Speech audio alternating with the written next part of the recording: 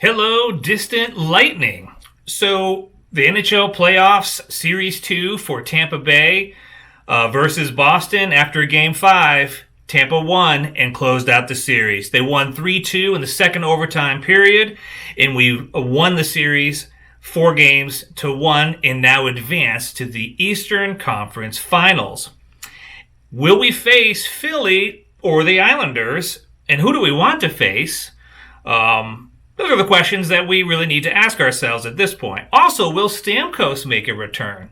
I just heard a rumor that Steven Stamkos might play in the Eastern Conference Final. The other question in my mind is, Kucherov left the ice of his own accord last game. Is he okay? Is he going to play? We don't know. We probably have to wait for an update on that as well. Okay, so looking at Game 5, the game that closed out the series with Boston, we're going to talk about the good, the less than good, and stud of the game. So, the good. I'm thinking that 5-overtime battle with Columbus that happened in the prior series, I really credit that with affecting how our team played Boston.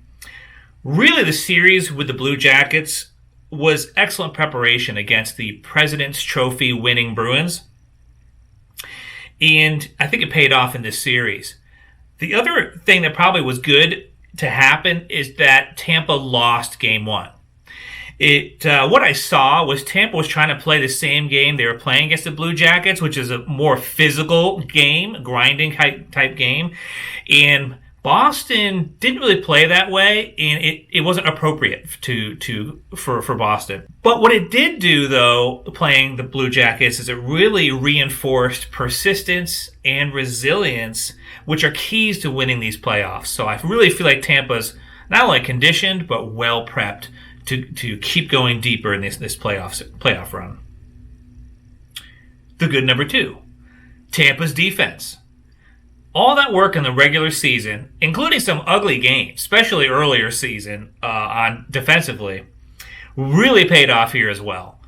Our boys let up that D play in Game 1 and we lost to the Bruins, but they never repeated it. So Games 2 through 5, I saw excellent defensive work by the Tampa Bay Lightning. It was solid. It frustrated the Bruins.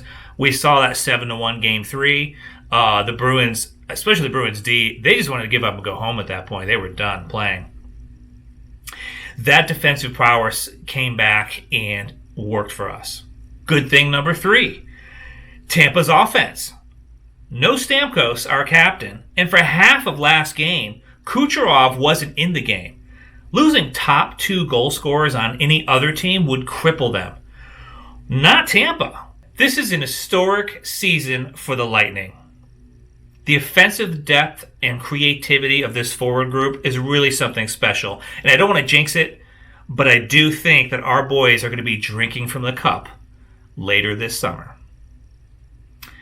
Good thing number 4, Vasilevskiy.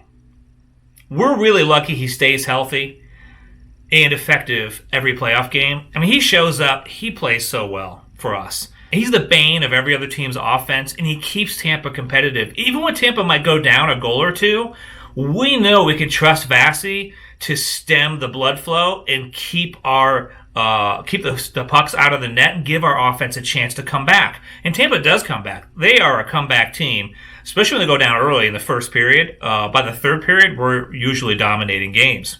And that's really thanks to Vasilevskiy. We saw the shot differentials in most games, even against the Blue Jackets sometimes, is ridiculous. Like, always weighted in favor of the other team. It hasn't been too bad these playoffs, but in the regular season especially, Tampa got outshot a lot. And Vasi was there really to save the day. All right, now the less than good. I only have one item on here because, let's face it, our team just advanced to the Eastern Conference Final, and they looked really good all around. I just talked about how good their offense, defense, and goaltending was. But there's one little thing, and that's their power play. So this is the Achilles heel of the Tampa Bay Lightning right now. By not having Stamkos parked in his left side faceoff circle, slamming those pucks in the back of the net, pretty much guaranteeing most of our playoffs are going to result in a goal. Well, he's not there. He's been out. And now Kucherov left the game early, and we don't know if he'll be back. And our power play suffered. We just were not getting pucks in the net.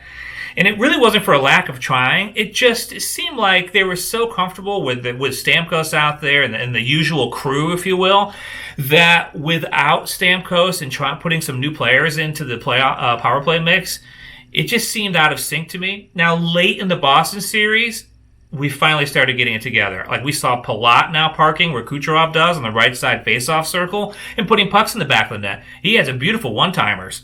So maybe we're okay. But I had to call it out because it was looking ugly, and especially in the Blue Jackets series. All right, moving on to stud of the game. So in Game 5 of the playoff series, you have to give this to Victor Hedman.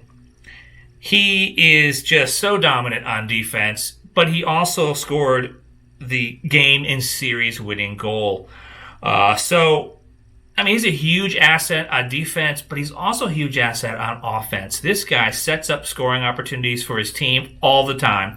Defensively, he's the guy that saves the day. When Vasi isn't asked to save the puck, it's usually because Hedman has poked the puck away or prevented a scoring opportunity for the other team. So Victor Hedman, stud of the game, Game 5. Okay, looking ahead, will we face the Flyers or the Islanders, and who do we want to face? The Flyers were the only team to beat us in the round robin, but the Islanders had to battle through the 2018 Stanley Cup winner Washington Capitals to get where they are today. So it's hard for me to tell which one's going to be a harder team to play. The Islanders used to have John Tavares before he got traded to the Toronto Maple Leafs. And Tavares used to be a real threat out there. I mean, he was like if Brayden Point and Steven Stamkos had a baby. That's John Tavares to me. He can do it all. But once he moved over to Toronto, he kind of got lost in the herd over there, is my opinion anyway. But what are the Islanders about today? And my guess is they balance their team out. And it could be tough to play against. We might be looking at another kind of Blue Jackets type team. We'll see. I haven't followed the Islanders, so my commentary here is going to be terrible, but I don't know who we'd rather face. I kind of feel like we'd rather face the Flyers to overcome that round-robin loss and show them who's boss. I'm kind of nervous to face the Islanders because of their coach. You know, their coach was the former Washington Capitals coach, and he turned the Islanders team around 180 degrees from where it was a year ago. So anyway, we're going to find out soon. The Flyers and the Islanders play tomorrow night.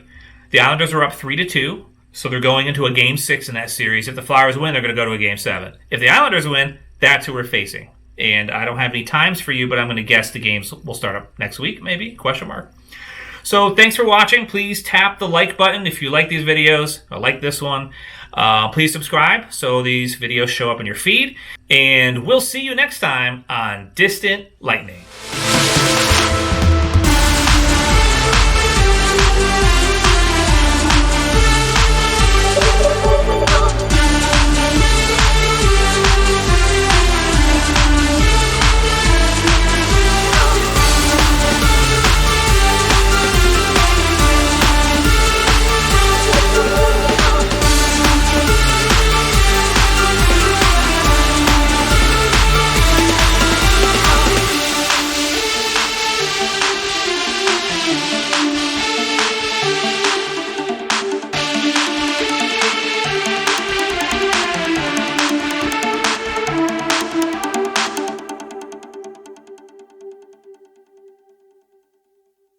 And thanks again for joining us.